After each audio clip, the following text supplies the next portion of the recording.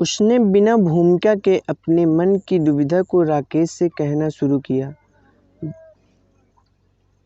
जो लोग मेहनत करके ईमानदारी से 2 वक्त की रोटी कमाना चाहते हैं, उनको ही पकड़ के थाने में बंद कर दिया जाता है। पुलिस ऐसा सलूक करती है जैसे हम चोर लुटेरे हों। जिसके पास 5-5 बसें हैं, पैसा है, क्या सड़क उनके बाप की है? गरीब अपना टेम्पो न चलाए। इतना कहकर मनोज ने राकेश को कल की पूरी कहानी कह सुनाई। राकेश ने मनोज को अधिक गंभीर होते हुए देखा तो वह माहौल को हल्का करने की कोशिश करने लगा। कोई बात नहीं, ये बात सब जानते हैं।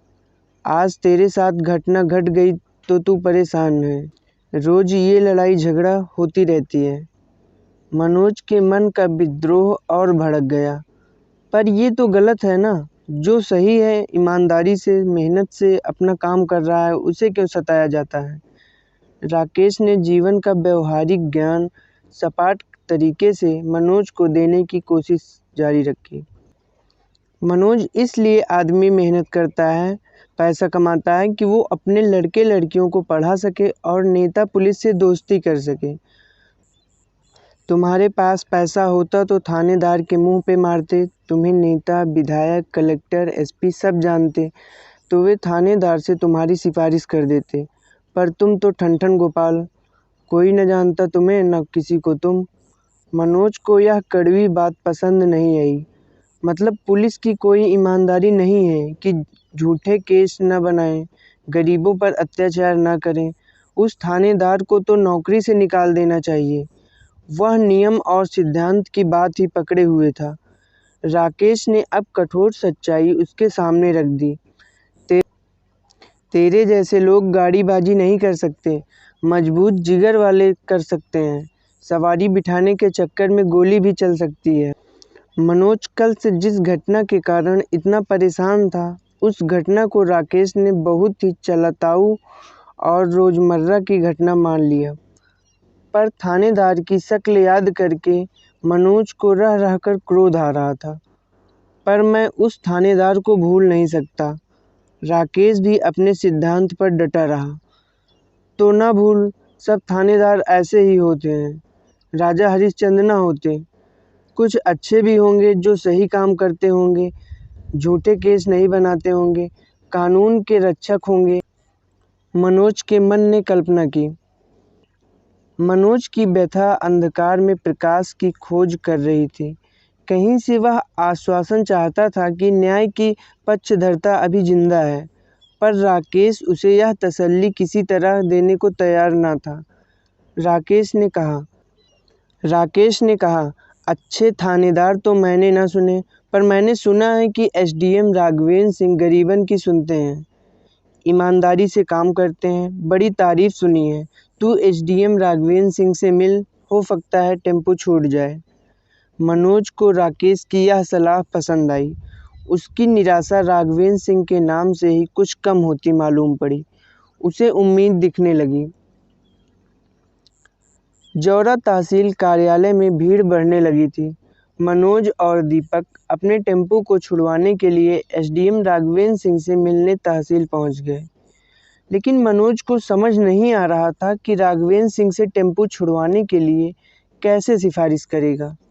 संकोच के कारण उसकी हिम्मत नहीं हो रही थी। गेट पर दरबान ने उसे एक पर्ची पकड़ा दी, जिस पर अपना नाम और एसडीएम से मिलने का कारण लिखना था। उसने पर्ची पर अपना नाम लिख दिया, लेकिन मिलने का कारण कॉलम में टेम्पो छुड़वाना है, ऐसा वह नहीं लिख सका। उसे लगा कि ऐसा लिखने से हो सकता है कि राघवेंद्र सिंह उसे मिलने के लिए अंदर बुलाएं ही ना। इसलिए उसने पर्ची पर मिलने का एक अलग ही कारण लिख दिया, कैरियर और पढ़ाई पर चर्चा करना है। मनोज को लगा कि ऐसा लिखने से राघवेंद्र सिंह उसे पढ़ने वाला स्टूडेंट समझेंगे और उससे अच्छे से बातें करेंगे। उसने सोचा कि वह मौका मिलते ही एसडीएम सर से टेम्पो छुड़वाने की बात भी कर लेगा। मनोज इसी उधेड़न-बुन में गेट पर खड़ा था कि उसे अंदर बुला लिया गया। अंदर उसने देखा कि राघवेंद्र सिंह एक ऊंचे डाइस के पीछे बैठे हैं। उनका रीडर आज के केस की फाइलें उनकी टेबल पर रखा था। राघवेंद्र सिंह ने जब मनोज और दीपक को अंदर आते हुए देखा तो मुस्कुराकर उनका स्वागत किया। राघवेंद्र सिंह ने मनोज को देखकर अपने स्टाफ से कहा, ये मनोज है, जौरा का बेस्ट कमेंटेटर। प्रशासन और वकीलों के बीच होने वाले अगले संडे के मैच में मनोज ही कमेंट्री करेगा। मनोज को उम्मीद नहीं थी कि राघवेंद्र सर उसे इतनी इज्जत देंगे। उसका मन गर्व, खुशी और राघवेंद्र सर के प्रति सम्मान से भर गया। दीपक भी अपने मन की खुशी छुपा न सका और फुसफुसाते हुए मनोज के कान में बोला, मुझे लगता है कि अपने टेम्पो छूट जाएंगे। एसडीएम तो तुझे जानते हैं। उसने दीपक को चुपचाप बैठे रहने का इशारा किया। राघवेंद्र सिंह ने मनोज से कहा, आज पहली बार कोई मेरे पास बिना सरकारी काम के आया है, नहीं तो यहाँ तो बंदूक के लाइसेंस या जुआ सट्टा में पकड़े लोगों को छुड़ाने की सिफारिश के लिए ही लोग आते हैं। इतना कहकर राघवेंद्र सिंह हंसते हुए फाइल देखने लगे। रीडर फाइल की ओर इशारा करता हुआ बोला, सर यह बागचीनी थाने का केस है, शांति भंग करने का। बागचीनी थाने के थानेदार यादव ने शांति भंग करने के अपराध में एक 40 साल के आदमी को पकड़ लिया था। एसडीएम को यह निर्णय लेना था कि पकड़ा गया व्यक्ति वास्तव में अपराधी है या नहीं। मनोज और दीपक ने देखा कि बागचीनी थाने का थानेदार एसडीएम को सैल्यूट करके खड़ा रहा, बैठा तक नहीं। इसी थानेदार ने टेम्पो पकड़ रखा था। इसी थानेदार की शिकायत लेकर दोनों आए थे। अपने थाने का खूंखार शेर एसडीएम के सामने पूंछ दबाए खड़ा था। एसडीएम ने थानेदार से पूछा, बताइए थानेदार साहब, क्या मैटर है? थानेदार ने कहना शुरू किया, सर मुलजिम मुकेश ने कल अपने मोहल्ले में अपने पड़ोसी नरेश के घर के सामने देसी कट्टे से 2 फायर किए। पुलिस चाहती है कि लोक शांति भंग करने वाले मुकेश को जेल भेज दिया जाए। कोई गवाह है तुम्हारे पास? राघवेंद्र सिंह ने थानेदार से पूछा। जी सर। इतना कहकर थानेदार ने गवाह को बुलाया। गवाह को देखकर मनोज और दीपक चौंक गए। दीपक ने मनोज से कहा, ये तो वही दिनेश है, टेम्पो से एक्सीडेंट की झूठी शिकायत इसी ने की थी। अब मैं समझो, ये आदमी तो थानेदार का पालतू कुत्ता है, झूठी गवाही दे के केस बनवाता है। आज का केस भी झूठा है। मुकेश बुरा फंसा। थानेदार तो अब मुकेश को जेल पहुंचा के मानेगा। आरोपी मुकेश पर दीपक और मनोज को दया आने लगी। दिनेश ने एसडीएम के सामने अपनी रटी रटाई गवाही दे दी। सर मैं शाम को मजदूरी करके साइकिल पर जा रहा था, तभी मैंने देखा कि इस आदमी ने घर के सामने देसी कट्टे से। मनोज की इच्छा हुई कि वह एसडीएम राघवेंद्र सिंह से कह दे कि यह गवाह झूठा और मक्कार है, इसका काम ही है झूठी गवाही देना। थानेदार भी बहुत बेईमान और लालची है, झूठे केस में लोगों को फंसाता है, पर वह कुछ नहीं कह पाया।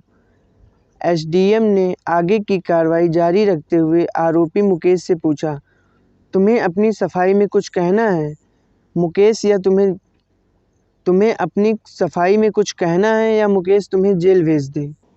एसडीएम की बात सुनकर थानेदार के चेहरे पर चमक आ गई, लेकिन मुकेश डर के मारे थर-थर कांपने लगा। घबराए हुए मुकेश ने हाथ जोड़कर निवेदन किया, सर मैंने कोई अपराध नहीं किया है, मेरी पत्नी और बेटी से पूछ लीजिए। एक औरत और 17-18 साल की लड़की भी कमरे में आ गई थी। औरत ने रोते हुए कहा, हुजूर ये बिल्कुल निर्दोष हैं, वो तो नरेश ने धमकी दी थी कि इन्हें जेल भिजवा के दम लेगा। साल भर पहले नरेश को 10,000 रुपये उधार दिए थे, कई बार मांगने पर भी उसने वापस नहीं दिए। अब पुलिस में फंसा दिए हमें। मनोज को इस केस में अपना केस नज़र आने लगा, जिससे बाहर निकलने का कोई रास्ता थानेदार ने नहीं छोड़ा था। एसडीएम राघवेंद्र सिंह ने गौर से देखते हुए गवाह से पूछताछ शुरू की। गवाह दिनेश, थोड़ा आगे आ जाओ, तुम्हारी शक्ल ठीक से नहीं दिख रही है। दिनेश ने अपनी पतली शुतुरमुर्ग जैसी झुकी हुई गर्दन ऊंची की, पर उसकी आंखें एसडीएम से नहीं मिल पा रही थी। राघवेंद्र सिंह ने कठोरता से पूछा, गर्दन ऊपर करके जवाब दो। महीने में कितने घरों में चोरी करते हो? दिनेश ने अपनी आंखें झुकाते हुए एसडीएम से कहा, सर मैं चोर नहीं हूँ। राघवेंद्र सिंह ने तीखी हंसी हंसते हुए गवाह दिनेश से पूछा, पर शक्ल से तो तुम चोर ही दिख रहे हो। दिनेश के चेहरे पर पसीना छलक आया। कुछ देर पहले तक निश्चिंत खड़ा थानेदार भी असहज महसूस करने लगा। मनोज को समझ नहीं आया कि राघवेंद्र सिंह केवल शक्ल देखकर दिनेश की वास्तविकता कैसे जान गए। राघवेंद्र सिंह की तीक्ष्ण बुद्धि और आदमी की पहचान पर उसे आश्चर्य हुआ।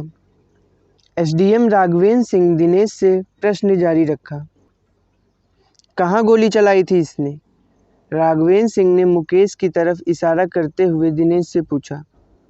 दिनेश, सर नरेश के घर पर। क्या तुम नरेश को पहले से जानते थे? राघवेंद्र सिंह ने दिनेश से पूछा। नहीं सर, गवाह दिनेश ने उत्तर दिया। राघवेंद्र सिंह, फिर तुम्हें किसने बताया कि नरेश का घर है? इस प्रश्न से सकपकाए दिनेश ने थानेदार की तरफ देखा। थानेदार के पास भी इस समय कुछ कहने को नहीं था। राघवेंद्र सिंह के सवालों के चक्रव्यूह में झूठा गवाह दिनेश फंस गया था। उसकी कलई खुल गई थी। मनोज को अब सच्चाई जीतती हुई दिख रही थी। थानेदार की बेईमानी और षड्यंत्र पराजित होता हुआ दिख रहा था। एसडीएम राघवेंद्र सिंह ने अब थानेदार से कहा, यादव जी, आप भी जानते हैं और मैं भी जानता हूं कि यह केस आपके द्वारा रचा रचाया झूठा केस है। इस गवाह दिनेश ने कोई भी घटना होते हुए नहीं देखी। यह झूठ बोल रहा है। इतना सुनते ही मनोज की इच्छा हुई कि खड़े होकर तालियां बजा दे। आज एक ईमानदार सरकारी तंत्र ने एक बेईमान सरकारी तंत्र को कटघरे में खड़ा कर दिया था। टेम्पू पकड़े जाने के बाद से उसके मन में यही बात चल रही थी कि गरीबों और कमज़ोरों का रक्षक कौन होगा। यदि किसी के पास पुलिस को देने के लिए पैसा नहीं है या नेता अफसर की सिफारिश नहीं है तो उसे कभी भी थाने में बंद कर दिया जाएगा। आज राघवेंद्र सिंह ने गरीबों पर होने वाले अत्याचार को एक झटके में ख़त्म कर दिया। कोई तो है जो ढाल बनकर खड़ा है सच्चाई के पक्ष में, झूठ के विरुद्ध। वह राघवेंद्र सर में एक ईमानदार और संवेदनशील प्रशासक देख रहा था। आगे की कहानी लेकर मिलते हैं अगले पार्ट में।